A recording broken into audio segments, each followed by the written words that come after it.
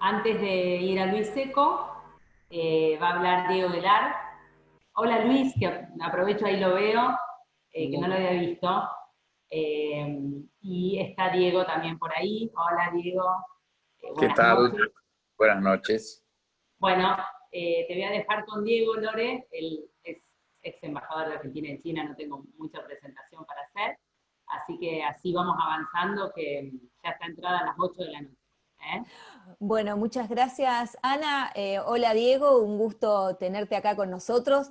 Te cuento que desde el comienzo de esta jornada, con las perspectivas que dieron sobre por la post-pandemia desde el punto de vista de los agronegocios, todos pensando en qué es lo que está haciendo China y esperando que vos nos pueda dar una visión, diríamos, más certera o por lo menos de tu conocimiento, de la experiencia que vos tuviste todos esos años allá en China, de qué es lo que está pasando allá directamente.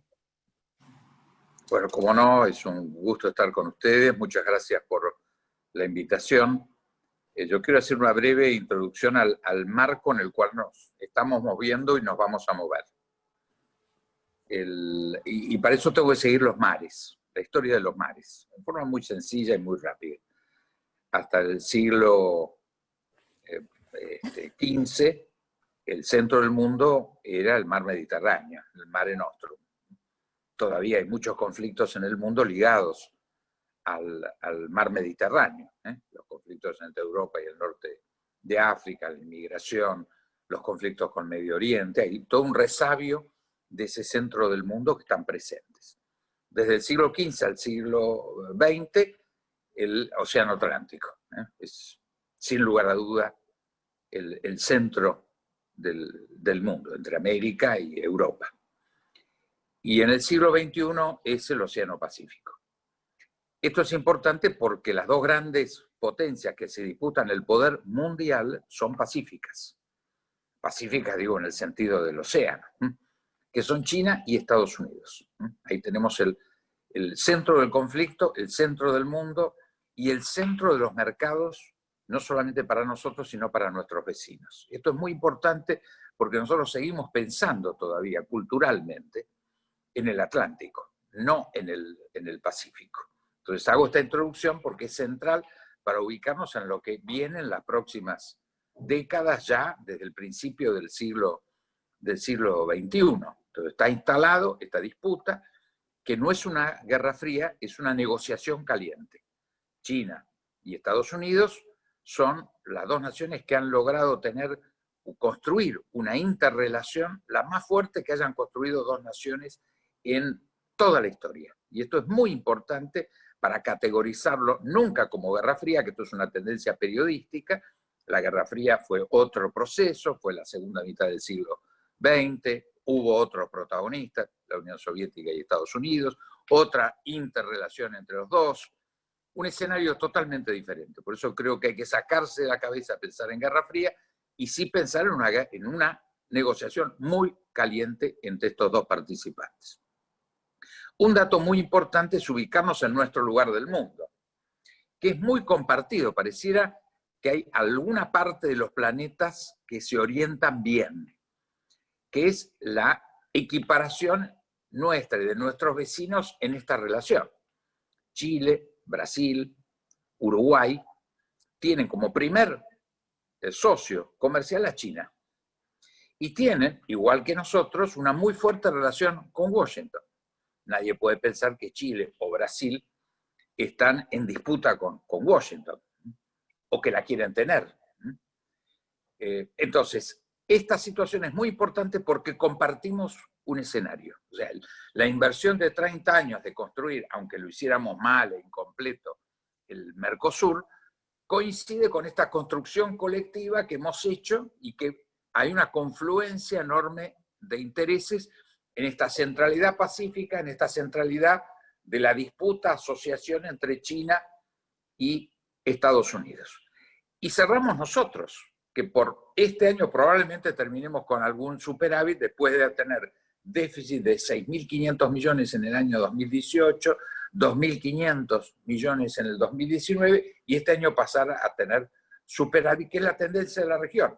Chile con cerca de 8.000 millones de dólares de superávit, más de 30.000 millones de superávit Brasil, y un pequeño superávit, pero superávit al fin la propia Uruguay. Nos estamos sumando entonces a este mismo contexto. Es decir, desde el punto de vista racional, si la racionalidad fuera la regla de juego, estamos fenómenos. Estamos en una región con 300 millones de habitantes, con 15 millones de kilómetros cuadrados, China tiene 9 millones de kilómetros cuadrados, y somos entre cuarta y quinta economía del mundo.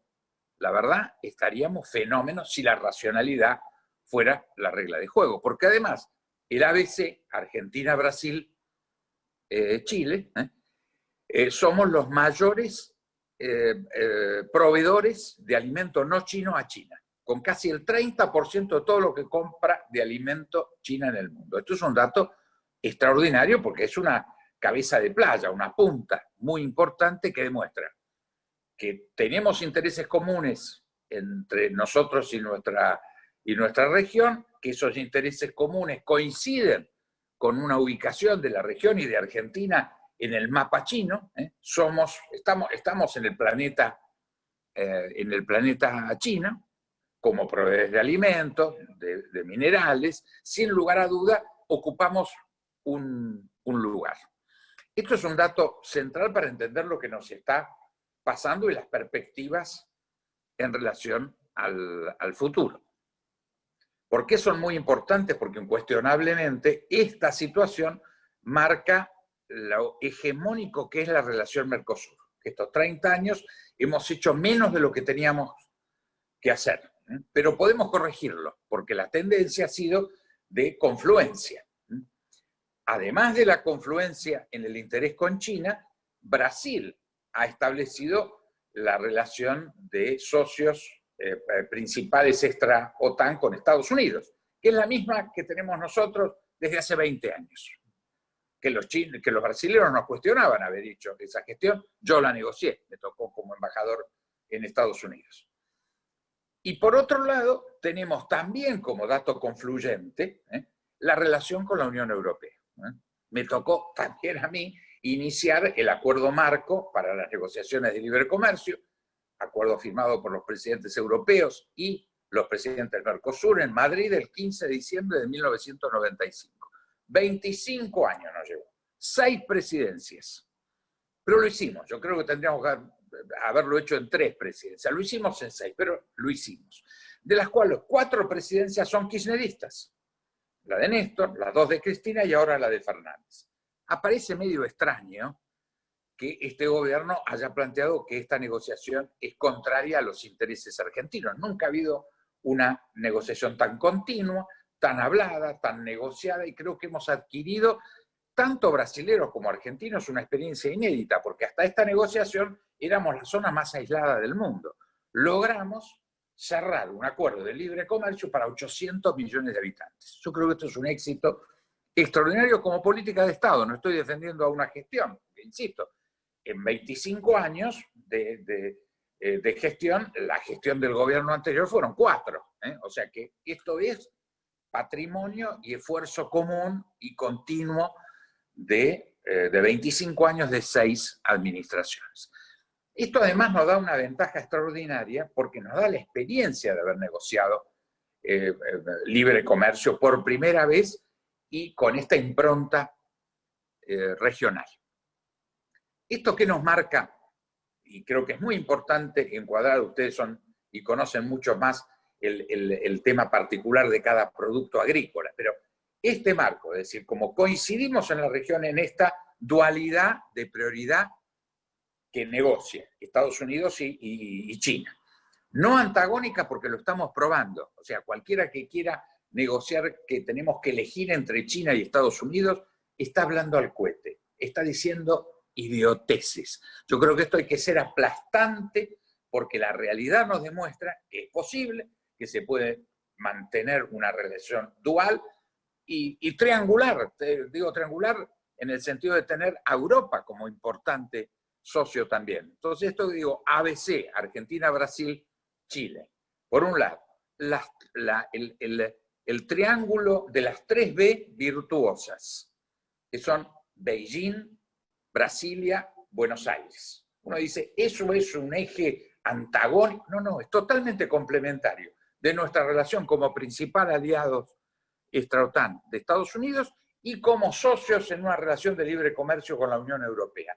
No hay ningún problema. Se pueden desarrollar en plenitud estos tres escenarios.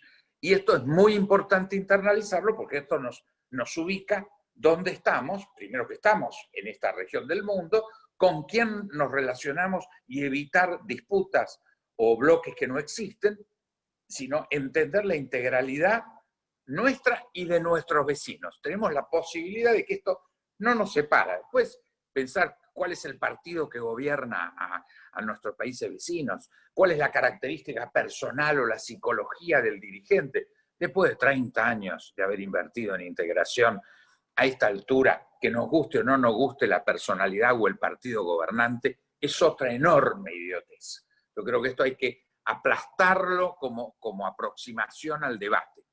Estoy mostrando hechos que demuestran muy claramente esta convergencia de intereses que creo que es muy virtuosa. Es una situación espectacular como marco del desarrollo de nuestras políticas, entendiendo que ya no son políticas individuales, que Argentina sola, como casi ningún país solo, vale o tiene capacidad, porque la regionalización es un fenómeno también mundial, no es solamente la nuestra, pero la nuestra, con todas sus deficiencias, está muy a punto de poder relanzarse con un extraordinario vigor. Ese es el enorme desarrollo. Ahora, si lo vemos, ya vayamos más a lo particular. Yo tuve la posibilidad de desarrollar todos los protocolos que estaban pendientes. Creo que queda exclusivamente las nueces pecan, y en poquito tiempo más lo vamos a tener.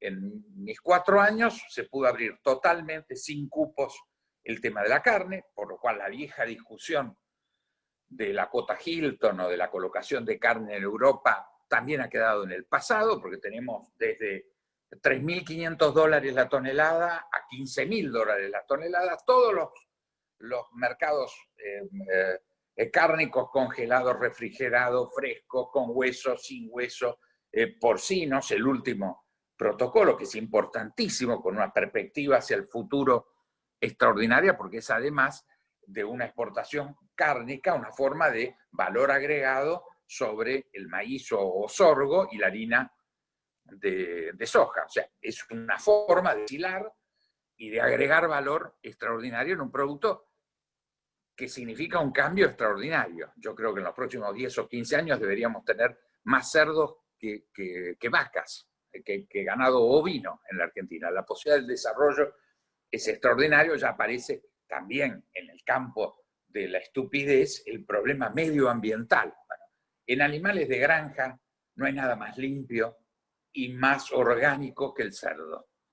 Es extraordinario, y cualquier medioambientalista que lo quiera discutir sobra con este abogado, diplomático, periodista que soy yo, para aniquilar ese debate.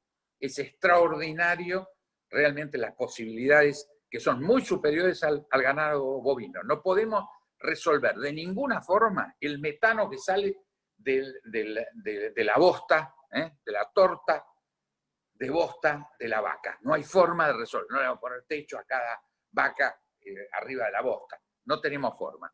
En el caso del cerdo, como es industrial la producción, la bosta del chancho se transforma o en energía. China utiliza el 25% de la energía en las zonas rurales, es producto de reconvertir bosta de cerdo en energía. Y una segunda utilización es para fertilizante orgánico, no químico. Con lo cual es realmente extraordinario, ni hablar que además se hacen válvulas para el corazón del cerdo. O sea, el cerdo tiene la nobleza que para nosotros culturalmente tiene la vaca, o más. Tenemos que incorporarlo culturalmente para entender que en vez de 5 millones, menos 4 millones de stock de cerdos, tenemos que tener un programa para tener 50 millones para empezar a hablar. Y ya lo tenemos todo vendido. Esto es muy importante, volviendo a los protocolos, porque las necesidades cárnicas de China van en aumento China ha decidido fortalecer la dualidad de su economía en los últimos meses. Es una de sus estrategias negociadoras con Estados Unidos, bajar los aranceles, que es un dato muy importante que lo viene haciendo en el último quinquenio, lo ha hecho hace 2 o 3 meses en la última baja. Hoy en la protección media de aranceles de China es menor que la de Estados Unidos o la de Europa. Y con especial énfasis y prioridad en el desarrollo de su mercado interno. Esto es toda una política negociadora con Estados Unidos. Vamos a ver cómo va a ser el mundo en cuanto al mensaje americano de paremos a China, con una China que baja los aranceles, es hoy el principal socio comercial de 144 países en el mundo, vuelve a poner su máquina en funcionamiento. Vamos a ver cuánta bola le van a dar el mundo al mensaje de Trump o de Biden. Ya hemos escuchado el mensaje de Biden, en el sentido de parar a China. Bueno, yo creo que el mundo va a utilizar esa locomotora sin lugar a dudas, sin discutir el sistema vertical, oriental de gobierno, las distintas condiciones culturales del gobierno. Estamos hablando de vender productos. Y en ese sentido, sin lugar a duda, el mundo va a competir en forma creciente por acceder a este mercado que además se abre. Esto es un dato muy importante.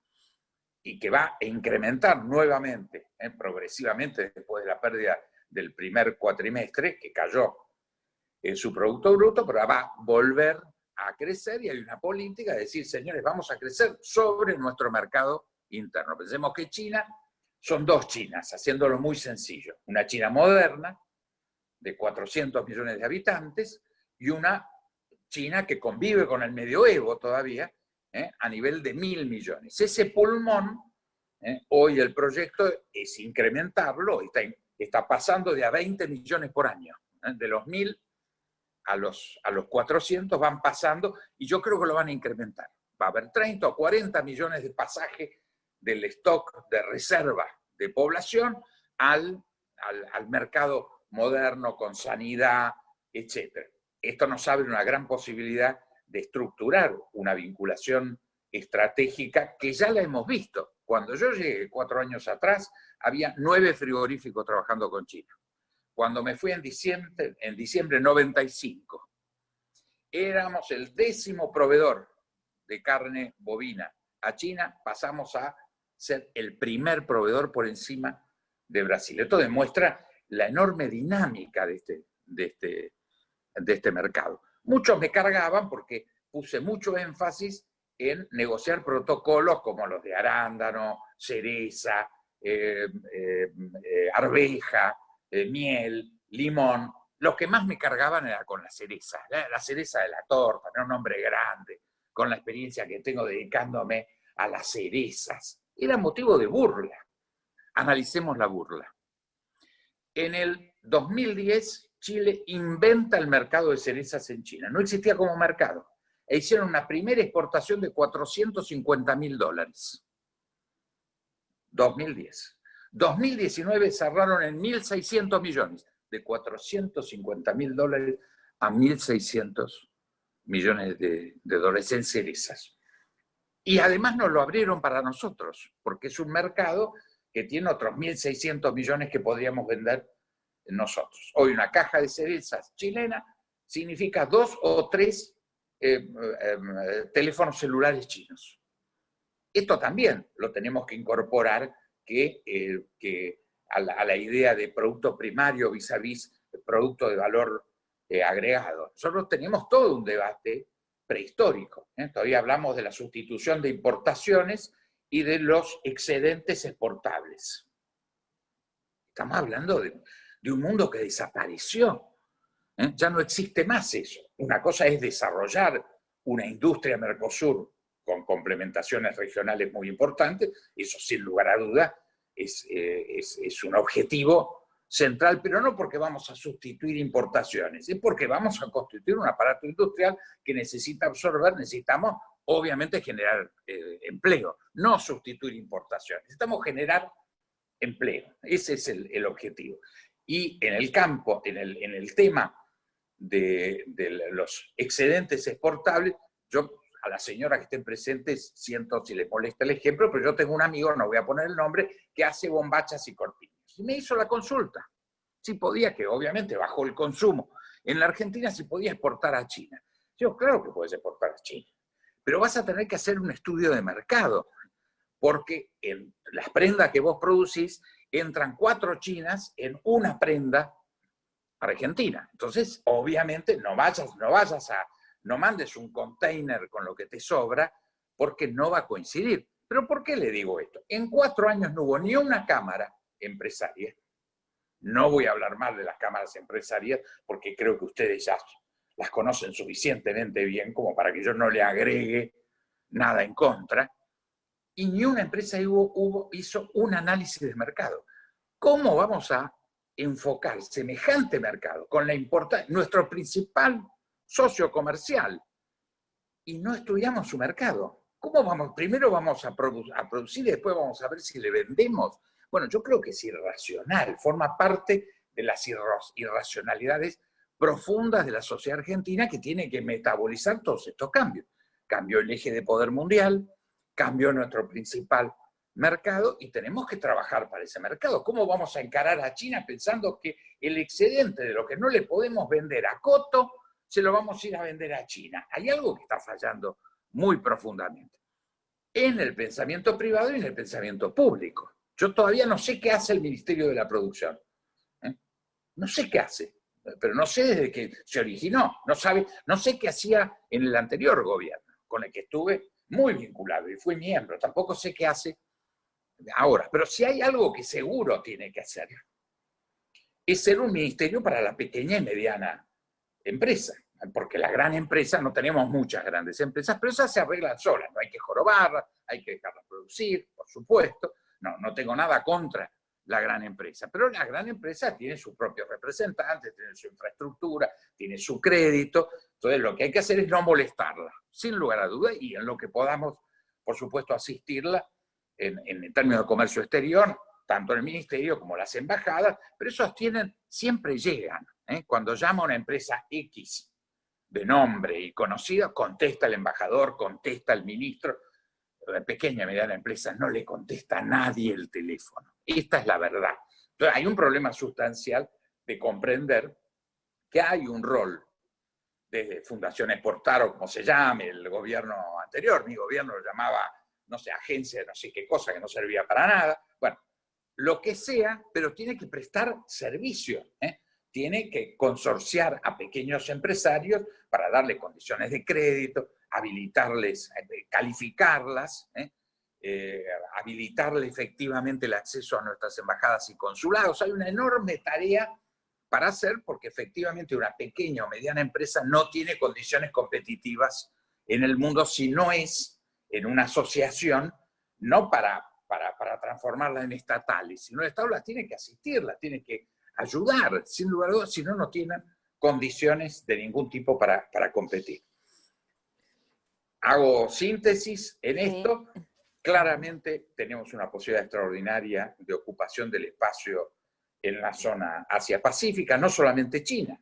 Se está abriendo en los últimos años mucho Japón, India, ya tenemos 3.000 millones de dólares de intercambio, que ya es mucho, ya es un volumen de mercado importante. Indonesia, Vietnam, Malasia, o sea, lo que no tenemos es producto. Hoy tenemos 110 mercados abiertos en el mundo y todos los pacíficos abiertos.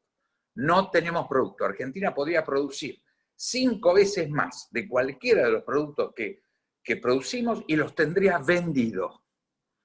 Y un dato muy importante, en el área Asia-Pacífica, pese a los costos argentinos, tenemos competitividad, cosa que ya hemos perdido y no creo que recuperemos ni en el mercado americano ni en el mercado europeo. Entonces, esto nos marca un rumbo.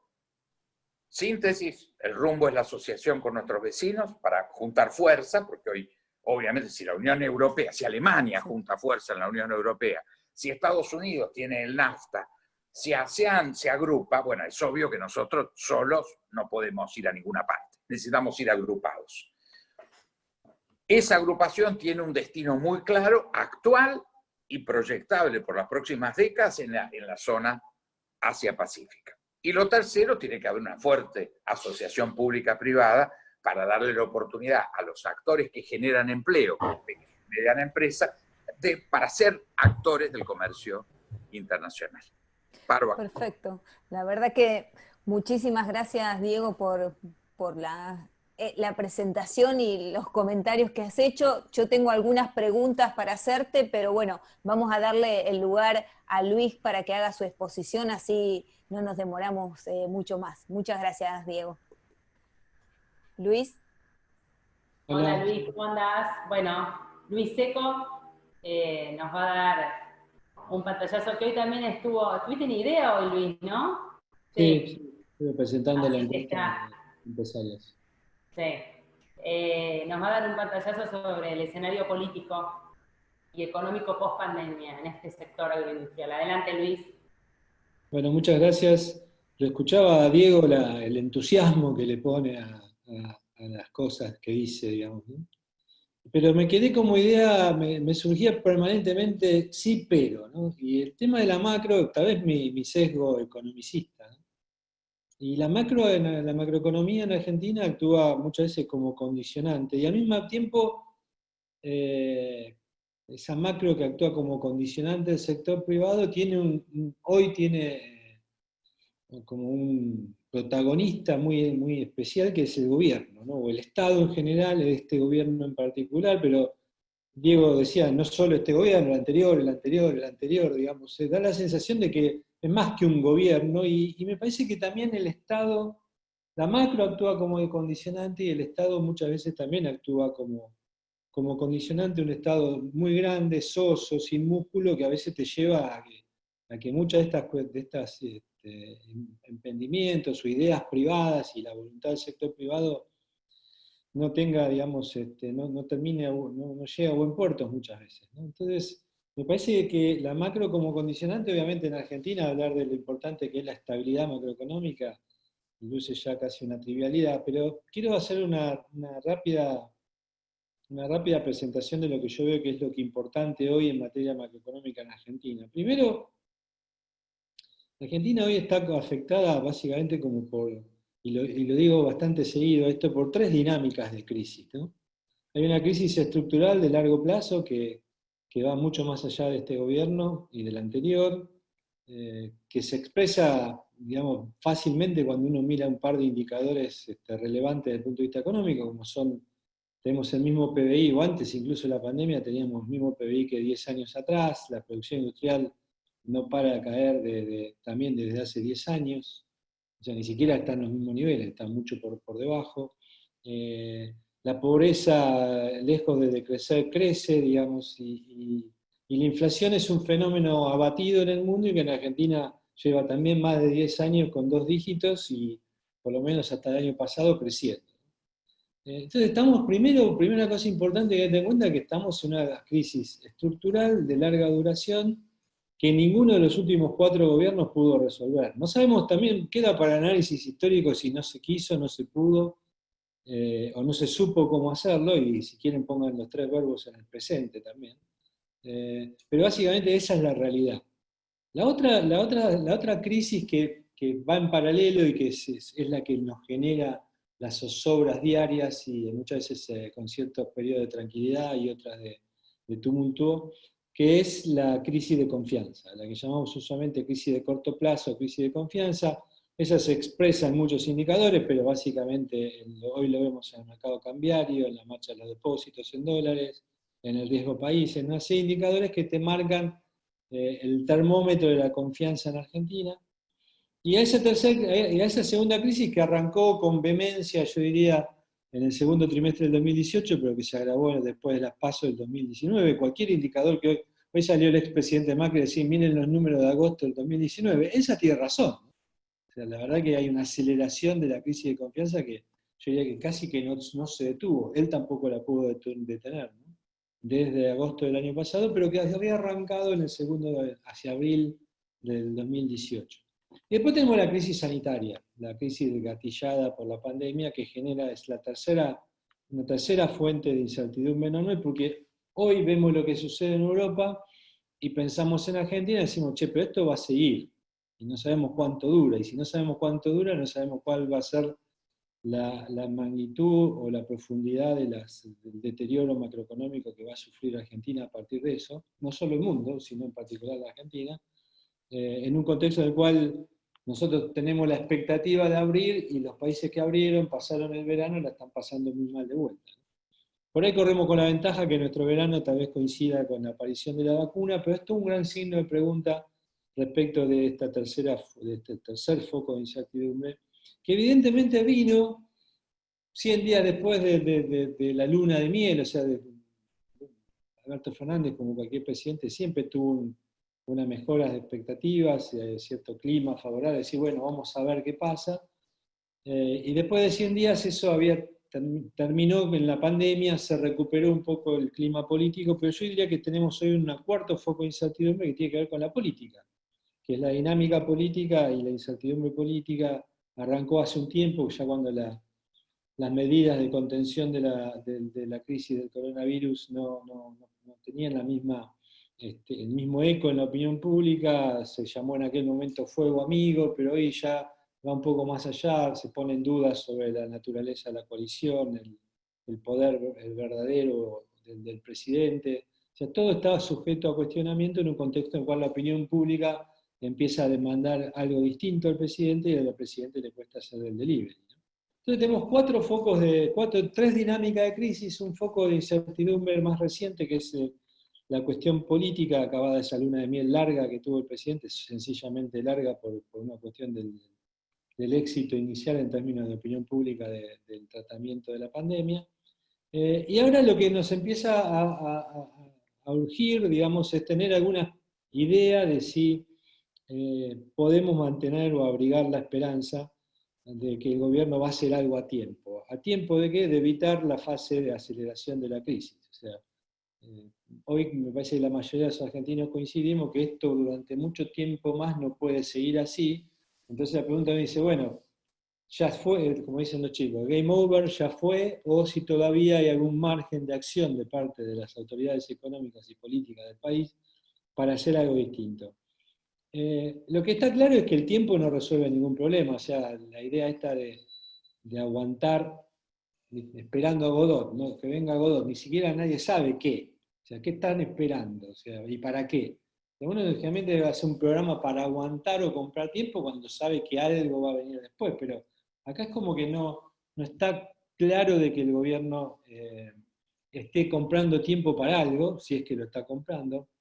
Algunos como yo dicen, bueno, cuidado porque por ahí está flirteando con la idea de una devaluación o de una licuación, devaluación con licuación, o sea que la aceleración misma de esta fase final de aceleración de inflación y devaluación le lleve a licuar algunos de sus problemas. Lamentablemente la historia argentina está llena de ejemplos de los cuales esas ideas terminaron desmadrándose, o sea, se fue de madre la licuación. No existe la capacidad, no existe empíricamente ningún ejemplo de una licuación ordenada, siempre las licuaciones son desordenadas. O sea, no es fácil administrar un proceso en el cual yo quiera vía inflación y vía devaluación licuar el problema. Yo creo que el presidente tiene claro, creo que acá Diego se va a acordar, pero había un famoso presidente mexicano, se llamaba Portillo, que era de la época del PRI, que hizo una frase muy famosa que quedó muy grabada en la conciencia de todos los presidentes latinoamericanos, que era: presidente que devalúa, se devalúa, ¿no?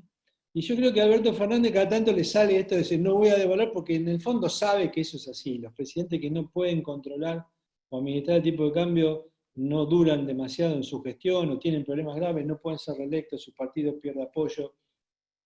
En general, me parece que el presidente dice, bueno, no esperen que yo devalúe, entonces, bueno, ¿qué es lo que vas a hacer?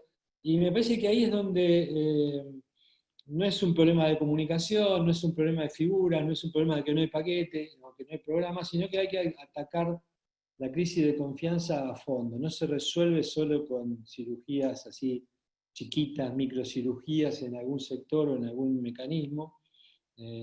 Recién Diego decía, yo no sé para qué está el Ministerio de Producción. Bueno, mucha gente se pregunta hoy para qué está el Ministro de Economía. Y vos imagínate dónde está Argentina hoy. O sea, hemos retrocedido bastante en esa idea de para qué sirven las autoridades económicas en Argentina.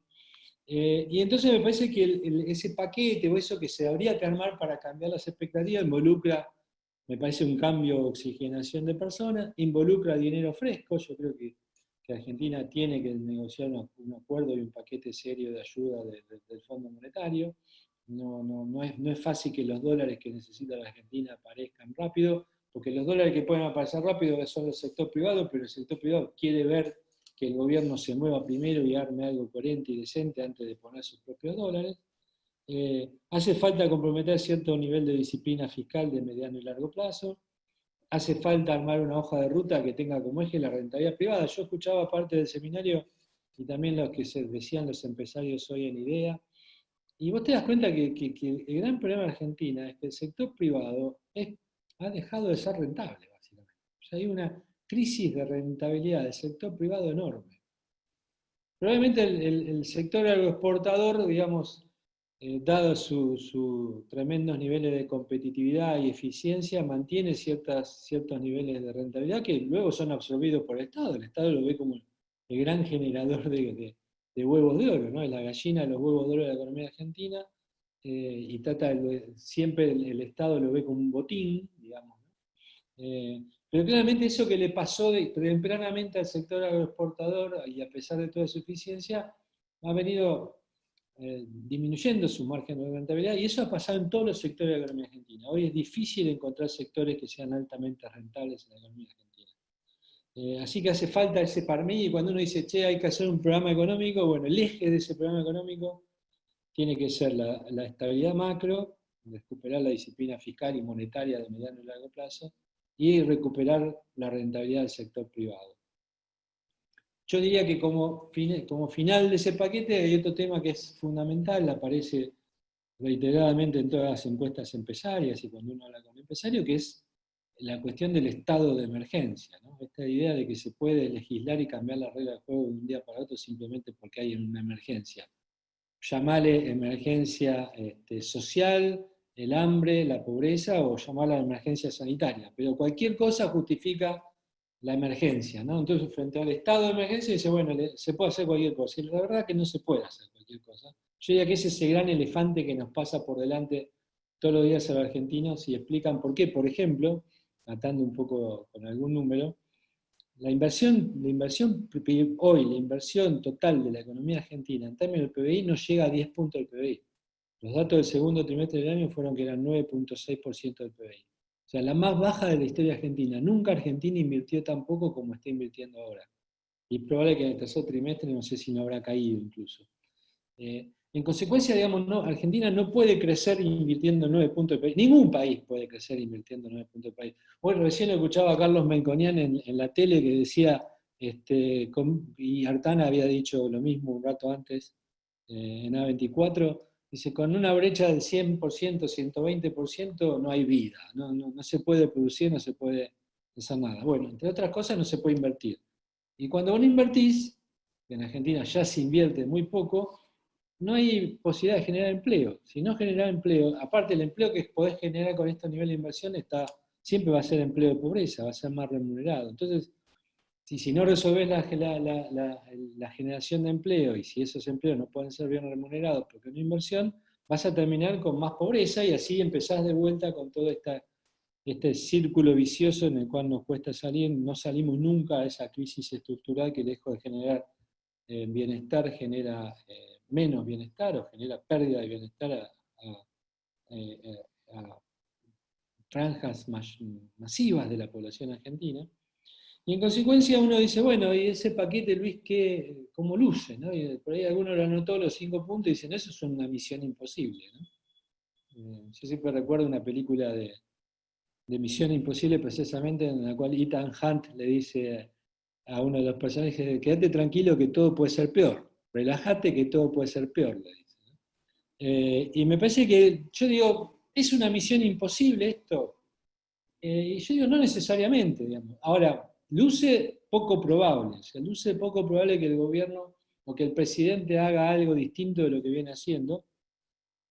Y entonces, para terminar, lo que voy a decir es que entramos en estas coyunturas críticas, si se quiere, en las cuales la pregunta es si pasaste el punto de no retorno, o sea, si la aceleración hacia la fase final de la crisis es inexorable, o si estás en condiciones de identificar qué evento, qué suceso, qué medida, qué hecho puede ser el gatillo que finalmente te lleve a esa fase. Me parece que estamos cayendo demasiado de ese lado y no tanto en el lado positivo, que es decir, bueno, aguantá que ahora viene el paquete, o aguantá que el gobierno cambia tiempo y cambia de rumbo y hace lo que tiene que hacer. Me parece que el ejercicio de lo que tenemos por delante, lamentablemente, es un ejercicio más sesgado a tratar de de llegar a tiempo y de identificar a tiempo si entraste o no en esa fase de aceleración de la crisis. Acción, omisión, errores no forzados, el nombre que usted, dogmas, prejuicios políticos, puede ser una suma de causas, pero evidentemente me parece que lamentablemente vamos yendo hacia ese escenario. Un escenario que siempre estuvo en el horizonte, al menos en los últimos 10 años, pero que ahora se ve más cerca, aunque ya le digo, como esta crisis estructural se desarrolla en cámara lenta, digamos, es la otra la que lleva a los vaivenes, que es la crisis de confianza, es como que ahora es como que la pregunta es si no se igualaron las velocidades y en algún momento vamos hacia esa fase final, digamos, en la cual la Argentina después sí puede iniciar un proceso diferente, aunque sinceramente los que tenemos más años, digamos, ya esta idea de que las crisis viabilizan cambios en Argentina es una expectativa que va cayendo, ¿no? O sea, antes uno pensaba que las crisis, tal vez la hiperinflación y lo que vino después de la hiperinflación con el presidente Menem llevó a esta idea de decir, bueno, las crisis extremas producen cambios extremos que parecen imposibles en un país. Bueno, en Argentina eso se desdibujó un poco después del 2002, me parece, y sobre todo después del 2015. Así que bueno, la verdad que estamos, yo diría, más allá, de la misma manera que los paneles anteriores decían, bueno, estemos atentos a los precios internacionales, Diego dice, estemos atentos a las oportunidades que nos abre el mundo, el experto climático decía, estemos atentos a las lluvias. Yo digo, bueno, ahora vamos a tener que estar muy atentos en materia macro de si hay algún evento, hecho, suceso que nos actúa como gatillo, digamos, de esta etapa de aceleración de crisis, a menos que el gobierno un día nos sorprenda, cosa que ya les digo por ahora, luce más improbable, ¿no? Gracias. Bueno, muchísimas gracias a los dos por esta exposición. Tengo una pequeña pregunta, pero para que sea respondida rápida por cada uno. Diego, con respecto a toda tu experiencia que has tenido en China, ¿qué mercados te parece que todavía quedaron pendientes de apertura y que efectivamente podrían provocar un cambio significativo en la relación entre China y Argentina? Mira, yo creo que todos los últimos protocolos marcan obviamente un dato prioritario en términos agroindustriales de productos primarios y con valor agregado yo diría que sin frontera. O sea, estamos en una etapa donde además están resueltos muchos de los problemas de distribución, está muy organizado en China la posibilidad de distribuciones, que por supuesto ahí tiene que ayudar la famosa agencia, fundación o como diablo la llamemos, para organizar el vínculo. Hay 3 o 4 que yo mismo cerré acuerdos desde la embajada, que tienen un sector de sus propios de sus propios galpones, etcétera, dedicados a la Argentina, con chapa argentina, bandera argentina, pero no hay productos argentinos. Ese es el problema. Ahí estás pensando siempre principalmente en productos agropecuarios, agroindustriales serían los que mayor potencialidad tienen. Son los que van a la cabeza, pero yo acompañé, por ejemplo, a Satellogic, una empresa pequeña de altísima eficiencia, a cerrar su acuerdo de $36 millones para el monitoreo satelital de la provincia de Hunan. Y no es un producto agrícola, ni agroindustrial, ni poroto de soja, está en el tope de sofisticación. Y sin embargo, lo pudieron hacer. Yo creo que hay enormes posibilidades de desarrollar otros nichos. En un mercado de ese volumen hay lugar para todo. Si alguien quiere probar agarrar cucarachas y fritarlas y envolverlas al vacío y venderlas, las va a vender en China. Si alguien quiere poner una manzana o 5 manzanas en una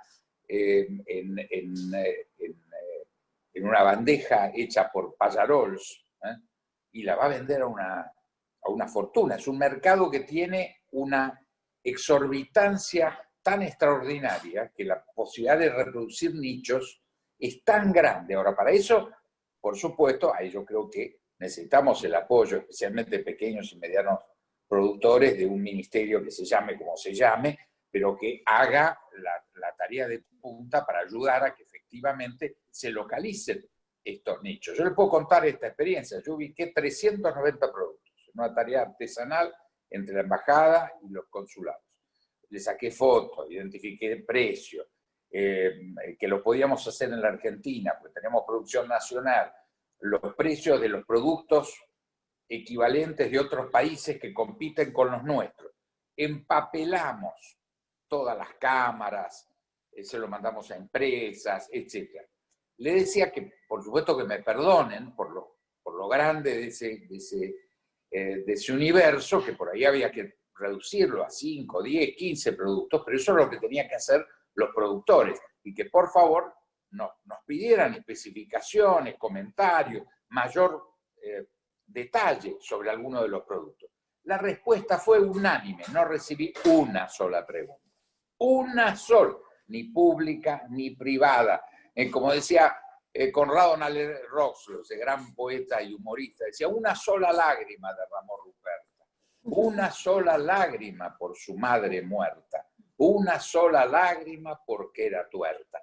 Ni una lágrima, peor que la poesía de Nalle-Roxlo. Entonces, es cierto que tenemos las cuestiones macroeconómicas, que tenemos una clase dirigente no de alta calidad, porque si no, no podría haber empresarios que aplauden a todos los gobiernos y se llevan toda la plata al mismo tiempo. Es decir, este es un problema sustantivo de la sociedad argentina. Al final lo vamos a resolver en una gran reacción o en un gran incendio. Pero yo termino con un dato. Yo me siento muy claramente en octubre del 2001. A la pregunta de Luis sobre ¿es tarde o estamos en game over? Eso sabés que lo patenté yo, el game over. Ahora... no sabía. Voy a citar la fuente entonces. Bueno, pero no estamos, espero que no estemos en el game over, pero yo me acuerdo del presidente de la Rúa, entre la elección de octubre, yo diría, el 10 de diciembre podría haber reaccionado. No lo hizo. Lo hizo 4 horas antes de renunciar. 4 horas antes de renunciar, derramó el lagrimón de Nalle-Roxlo y convocó un gobierno de unidad nacional. Era tarde, obviamente. A las 4 de la tarde o las 3 de la tarde del 20 de diciembre era tarde. El 10 de diciembre hubiera estado a tiempo. O sea que realmente uno sabe en el milímetro. Es como cuando uno va distraído con el semáforo y el celular está vivito y coleando, y muy contento, recibiendo una buena noticia en el celular, pero estaba cruzando en rojo y agarró un camión y lo partió por el medio. ¿Sabes qué? Hay una famosa frase de un economista que se llamaba Rudy Dornbush, que dice que en economía las cosas tienden a tardar más tiempo o pasan más tarde de lo que se piensa, pero cuando pasan mucho más rápido de lo que se cree. Claro, pero entonces realmente estamos en un momento de inflexión. Es decir, yo creo que el presidente, y a mí me encantaría que reaccionara, tiene propuestas muy claras. Lo hizo el expresidente Macri muy claramente, diciendo, si me llaman, yo estoy listo para que me convoquen y sentarnos a priorizar los temas, porque la verdad estamos fregados. O sea, milagro no va a hacer nadie, no van a aparecer la lluvia de dólares, eso sin lugar a duda, no hay milagro posible. Pero hay un dato que no es milagro, sino que es voluntad política, que es juntar la voluntad en el reconocimiento de que estamos en una situación límite, y yo creo que eso es un hecho extraordinariamente transformador. No es técnico, pero eso es la maravilla de la política cuando se usa la política para lo que sirve. Este es el hecho al que estamos expuestos. Si la política se usa para lo que sirve, vamos a estar en mejores condiciones de afrontar esta crisis. Si no se recurre a la política, creo que hoy cerró a 178 y bueno, será a 180, 200, 300. Alcanza con ver las viejas videos de Tato Bores y el manejo del cuarto cero fuimos sacando al dólar, que es una maravilla. Obviamente si uno lo ve 3 veces se suicida, ¿no? Pero este dato, estamos frente a esa opción, que no es una opción técnica. Yo creo que Luis va a acordar conmigo. Acá solución técnica no hay ninguna. Tenemos que recurrir a la política en su sentido más esencial para poder enfrentar una situación que ni Mandrake la puede sacar técnicamente. Esto no se resuelve con un cambio de ministro de Economía. De eso estoy seguro que Luis coincide conmigo. Tampoco se resuelve mágicamente porque hagamos bien las cosas políticamente, pero al margen, lo que sí vamos a hacer es vamos a tener la actitud para resolver el problema. Y creo que eso es lo que nos está faltando en este momento. Bueno, muchas gracias, Diego, por tus palabras. Y Luis, te hago una pregunta, es decir, que se está haciendo todo el mundo. ¿Se va a achicar la brecha con una devaluación o no? ¿Va a llegar o no? Principalmente pensando en que el sector productor, producto de que hoy está no tomando sus decisiones de vender, atado a esa variable, más allá de la variable precio que hemos visto en los últimos meses con importantes subas en los valores internacionales de los commodities. Mirá, yo creo que lamentablemente el que me hace, no sé si la pregunta es tuya o alguien te la mandó, pero la respuesta... me la mandaron. La respuesta, él debe saber la respuesta o ella debe saber la respuesta, pero no se la quiere escuchar de su propia boca, digamos. Pero la verdad que es muy difícil pensar que si hay una reducción de la brecha sea por caída. Estamos hablando de reducción consistente, ¿no? Sustentable en el tiempo, no de episodios que podés tener aislados en una semana o en un mes donde parece que todo va bien. Yo creo que, como decía Diego, yo soy de los que cree que sí, la política siempre tiene algo que aportar y es clave, pero hemos muchas veces pasado mucho tiempo en pensar en estructuras de gobernabilidad y arquitecturas determinadas para generar un clima de gobernabilidad, pero gobernabilidad ¿para qué? ¿No? Y ahí es donde entra la cuestión técnica de darle carne a esa hoja de ruta, a ese paquete que hace falta para cambiar las expectativas de cabo a rabo, ¿no? Entonces, dicho esto, me parece que hay una probabilidad mayor de que el tipo de cambio, que hoy es el tipo de cambio oficial o comercial, se deprecie, ¿no? Se devalúe y se deprecie buscando niveles más altos. No necesariamente estoy pensando que va a ir al 180 o 170 de hoy, pero tampoco, lo que sí tengo para decirle es que no creo que sea rápido. Yo no creo que sea rápido. O sea, si vos mirás las últimas declaraciones, la voluntad al menos del gobierno nos pide paciencia, lo hizo la vicejefa de gabinete, que es la mano derecha económica del presidente, dijo hay que tener paciencia. Bueno, con paciencia tampoco se arregla nada. La paciencia se agota también. La paciencia se agota y la macro urde su venganza. Digamos, lo que nosotros aprendemos en macroeconomía, lo que seguimos la macro, es que cuando vos no resolvés los problemas se te resuelven solos y de un día para otro y te dejan, te acuestan, digamos, ¿no? Entonces, es como que acá el punto es que el gobierno cree que puede mágicamente, o porque espera, porque van a venir los dólares, porque va a llover, porque va a haber una cosecha, porque va a ganar Biden. No le escuché a Diego opinar nada sobre la elección de Estados Unidos, era otro tema, pero yo creo que el gobierno tiene una sensación así como diciendo, bueno, si ganan los demócratas por ahí nos pueden ayudar un poquito a conseguir algo de guita. Cosa que no necesariamente, porque yo nunca vi un gobierno demócrata que nos ayude demasiado, pero bueno. Bueno, Diego está haciendo que no con el dedo, veo acá en la pantalla. Pero me parece que lamentablemente vamos camino en el cual la brecha simplemente está anticipando lo que va a terminar pasando con el dólar oficial, pero atención, que hoy en los niveles, Argentina está al dólar paralelo, al LU, Argentina está increíblemente barata, o sea, tampoco es un dólar demasiado... Es un dólar que tiene que ver con la crisis de confianza, con esta sensación de que no hay dólar que alcance, pero si vos haces medianamente bien las cosas, probablemente que ese dólar caiga, porque no hace falta 180 pesos por dólar en Argentina para tener un sector externo competitivo. Ahora, ¿por qué vale 180? Porque nadie quiere pesos, La o sea, no confianza, queremos sí. pesos. El problema no es el dólar, el problema no es que el dólar está caro, es que el peso no vale nada. Entonces, el punto acá es que hay que cambiar esa situación, y entonces uno de los economistas del gobierno dice, no, mira, históricamente la serie del dólar está súper competitivo, no tiene sentido el dólar paralelo, qué sé yo.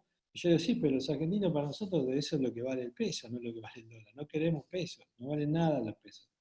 Entonces, me parece que vamos camino a algún sinceramiento, el gobierno lo va a querer evitar a rajatabla, pero yo la verdad que no veo cómo puede evitarlo si no se dan todas estas condiciones que enumeré, más si quieren agregar un sexto punto a partir de lo que dice Diego, es decir, bueno, hacer una convocatoria a un gobierno, por lo menos a ciertos puntos básicos, que vos sepas que se van a mantener a lo largo del tiempo en un acuerdo, ¿no?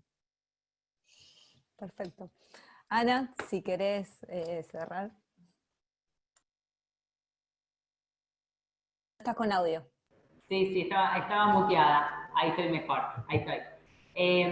Bueno, le agradecemos a Luis, a Diego. Son las 9 de la noche y estuvieron respondiendo preguntas. Bueno, desde ya, muchísimas gracias a todos los que estuvieron Tenés que conectados. agradecerle, perdón que te interrumpa, tenés que agradecerle a los 55 que todavía están conectados, la verdad que... Sí, estaba a punto de decir eso, Luis. 9 de la noche es un logro eso. Estaba a punto de decir eso, es para aplaudirlo a los 55 conectados escuchándonos, es cierto. Bueno, muchas gracias por participar en la jornada, después le vamos a mandar una encuesta a todos, y el 10 de diciembre es nuestro Congreso de Economía Provincial, y bueno, ya van a recibir novedades de quiénes van a estar participando. Muchas gracias. Nos liberamos. Gracias, Lorena Ángelo, perdón, gracias Lorena, que moderó todos los paneles, como siempre muy profesional. Por una provocación de Luis, quiero hacer un vaticinio al 100% de seguridad de quién gana la elección norteamericana. Va a ser un hombre y va a tener más de 74 años de edad. Me gustaría ver que si estás haciendo, ¿viste? Yo sigo las casas de apuestas online para ver quién puede ganar, ¿no? Porque es un buen guess de qué es lo que puede pasar, pero no, esta vez me parece que están demasiado jugados por Biden todavía. Sí. Bueno, los liberamos a todos. Muchísimas gracias a todos. A todos los disertantes y a todos los sponsors que nos apoyan.